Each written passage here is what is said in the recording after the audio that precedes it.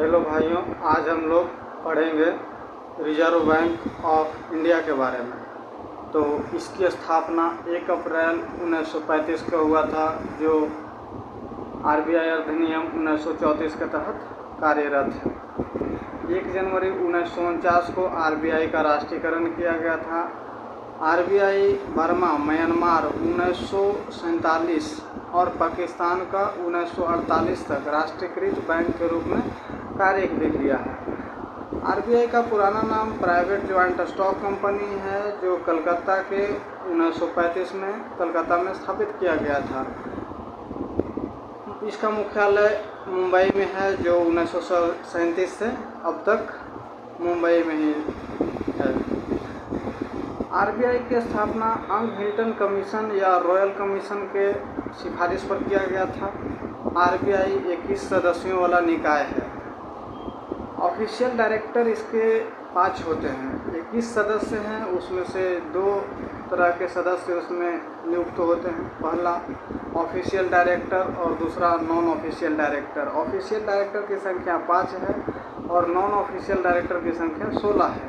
Official directors 5 हैं, जिनमें से एक होते हैं गवर्नर और 4 डिप्टी गवर्नर होते हैं। और नॉन ऑफिशियल डायरेक्टर 16 होते हैं, जिनमें से 4 रीजनल डायरेक्टर्स होते हैं। अर्थात आरबीआई के बहुत सारे रीजनल क्षेत्र में ऑफिसेस हैं। जैसे रीजनल ऑफिसेस राज्य के अधिकांश राजधानी में ही स्थित है।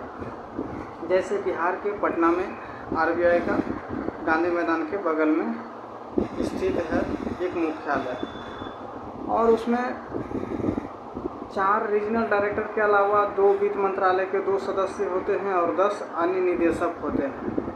आरबीआई के पहले गवर्नर ऑसबोर्न स्मिथ थे और 15वें मनमोहन सिंह, 24वें उर्जित पटेल और 25वें शक्तिकांत दास हुए। वर्तमान में संजय मल्होत्रा 26वें हैं।